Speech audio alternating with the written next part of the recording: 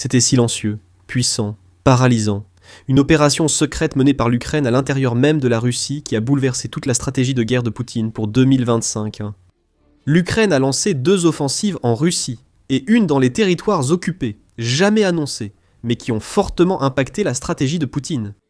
L'offensive secrète a empêché la Russie de prendre Donetsk et a préparé le terrain pour une évolution majeure désormais visible sur le champ de bataille ukrainien. Le plan de Poutine pour 2025 était simple. Sous prétexte de pourparlers de paix qu'il n'avait jamais l'intention d'honorer, il lancerait une offensive massive en été avec 2 objectifs clés. Le premier objectif était de prendre Pokrovsk, dans l'oblast de Donetsk, pour la placer sous contrôle russe. Poutine croyait qu'il ne serait qu'une question de temps avant que le reste de la région de Donetsk ne tombe.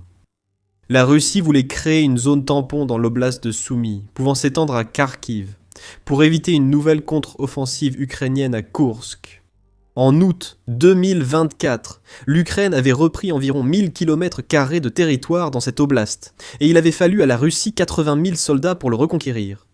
Le plan était en place, prendre Pokrovsk et protéger les régions frontalières russes. L'Ukraine a contrecarré ses plans par 3 offensives secrètes, dont 2 en Russie.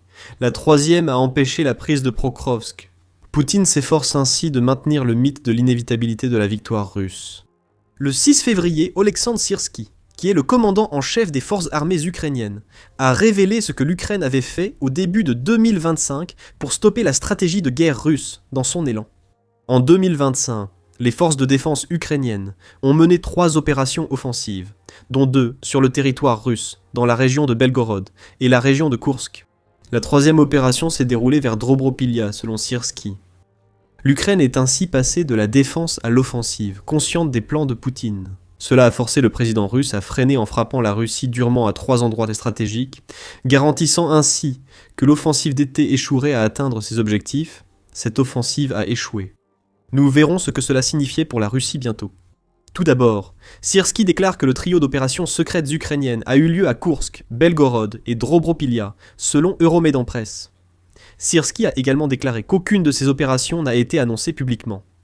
Bien que Syrski ne révèle pas exactement ce que l'Ukraine a fait pour nuire autant au plan russe de 2025, il existe des rapports concernant les 3 régions qu'il mentionne, qui donnent des indices. Commençons par Koursk.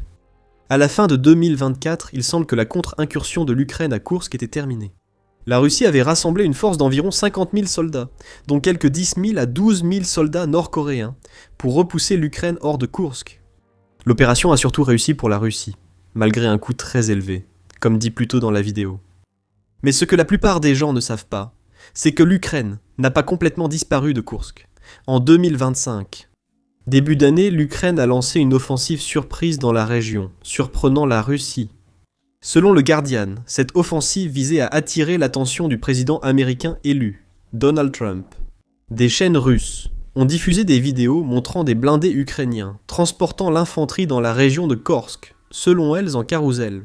Plus précisément, des colonnes blindées ukrainiennes ont été photographiées, avançant à travers les champs enneigés d'un village appelé Bolshoïa Soldatskoï, qui se trouve au nord-est de la ville de Soudja, que l'Ukraine a pris lors de son offensive initiale sur Koursk. Le Guardian a rapporté que 42 affrontements avaient eu lieu à Koursk rien que le 5 janvier, dont 12 étaient en cours au moment du rapport du média, environ 1 mois après le rapport du Guardian. Euronews a ajouté que les forces ukrainiennes avaient réussi à avancer d'environ 5 km, soit environ 3,1 miles dans Koursk, en utilisant principalement l'autoroute Souja-Obian pour progresser. Et l'Ukraine a même réussi à capturer quelques villages en direction d'Ulanok et de Tcherkasskia-Kunopelka. Euronews avait rapporté que l'Institut pour l'étude de la guerre n'avait trouvé aucune preuve que les forces ukrainiennes aient atteint Ulanok. Peut-être que ce n'était pas le but. Si l'offensive début 2025 était bien celle évoquée par Syrski, reprendre le territoire perdu à Korsk n'était sans doute pas l'objectif réel. La Russie voulait profiter de l'été pour établir une zone tampon dans les oblasts de Soumy et peut-être Kharkiv. Pensez à la façon dont la Russie aurait créé cette zone tampon. Elle avait déjà réuni des dizaines de milliers de soldats à Koursk pour chasser l'Ukraine. La logique évidente aurait été que les restes de cette force massive avancent vers Soumy et Kharkiv, après que l'Ukraine ait été chassée de Koursk. Avec cette force, puis en s'installant, pour permettre à la Russie d'acheminer plus de troupes vers la direction de Koursk au fil du temps, l'Ukraine, en lançant une offensive en janvier, aurait contrecarré ses plans. Les soldats forcés de repousser une nouvelle avancée ukrainienne à Koursk ne pourraient plus être déployés à Soumy ou Kharkiv pour créer la zone tampon. L'Ukraine pourrait aussi exploiter cette seconde offensive pour affaiblir les forces russes à Koursk. Donc, ceux qui franchiraient à la frontière vers Soumy ou Kharkiv seraient épuisés et deviendraient sans doute des cibles faciles pour les défenses ukrainiennes. Une chose est sûre, aucune zone tampon stable n'existe en Ukraine. L'opération de Koursk début 2025 a préparé l'effondrement de la stratégie de zone tampon estivale russe avant son lancement. Restez avec nous. Nous expliquerons bientôt comment les contre-offensives de l'Ukraine ont fortement influé sur les plans de Prokhovsk de Poutine. Avant cela, nous devons également parler de Belgorod.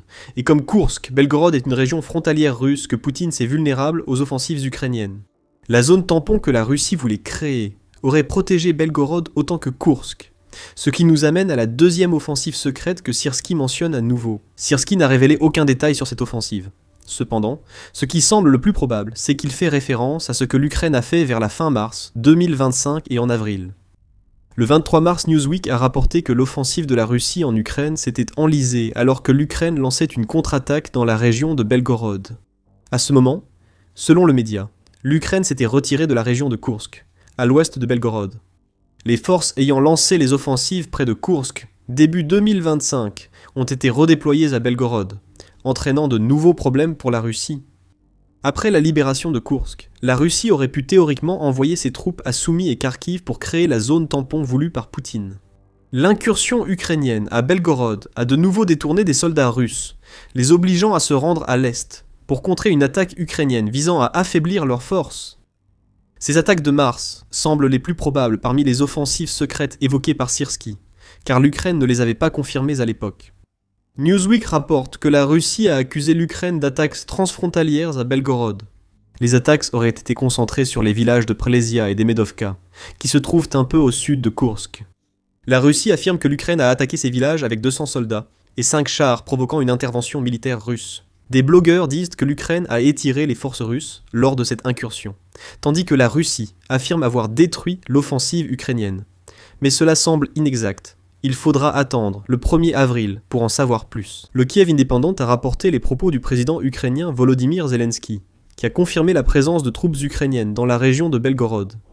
Le média a précisé que l'incursion visait à réduire la pression sur les troupes ukrainiennes à Koursk. L'Ukraine utilisait des attaques mécanisées, probablement comme l'a décrit la Russie, ainsi que des véhicules du génie qui déblayaient les obstacles et les mines se trouvant sur le chemin de ces soldats, entrés dans Belgorod. Selon John Hardy, directeur adjoint du programme russe à la Fondation pour la défense des démocraties, les avancées de l'Ukraine n'ont pas été très significatives en termes de territoire conquis. Toutefois, comme à Koursk, le gain territorial n'était pas l'objectif. L'Ukraine freinait la Russie. Elle contrecarrait les plans de Poutine pour l'été, en éliminant un maximum de soldats russes près des frontières.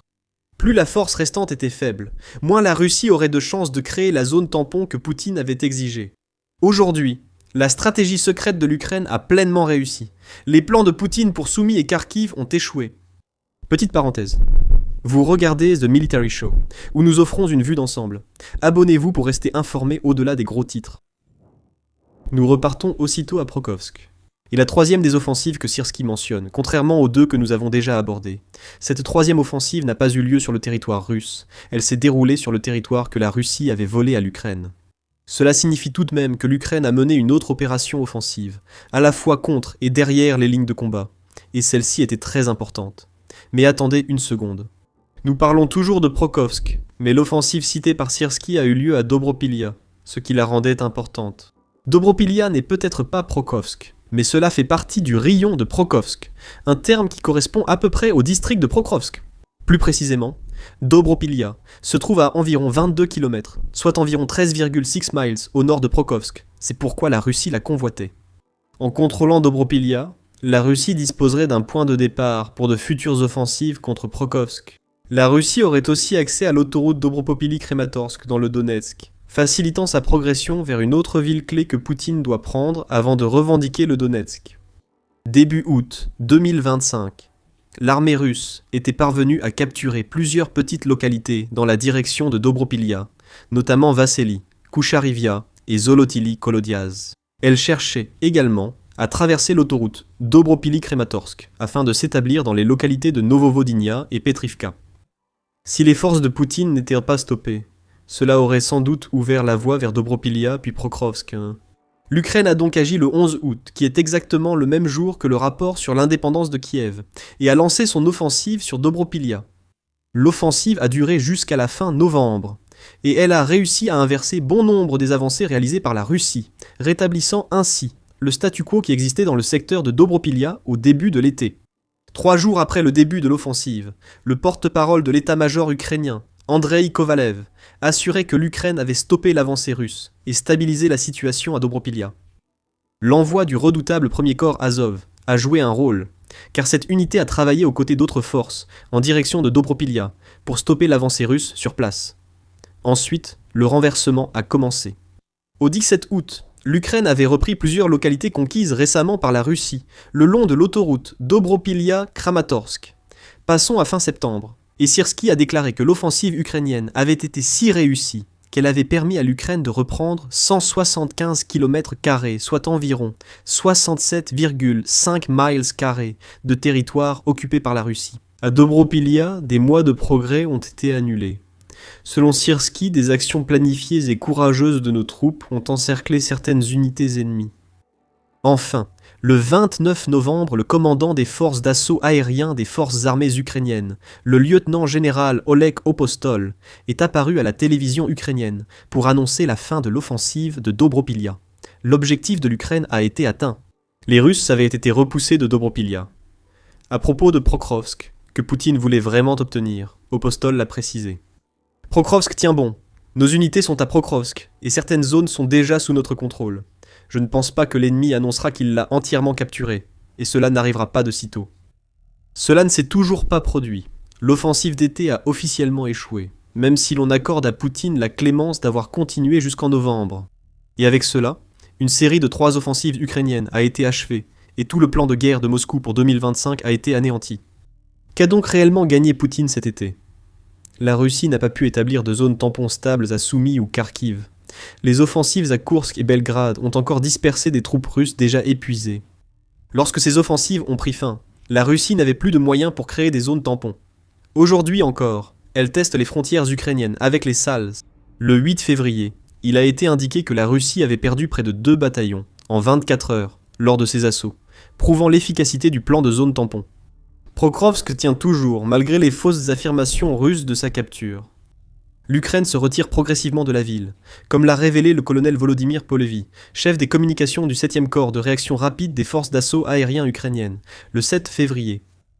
Mais ce retrait est tactique, intelligent. Pour chaque mètre que la Russie gagne en direction de Pokrovsk, elle verse d'énormes quantités de sang de ses militaires.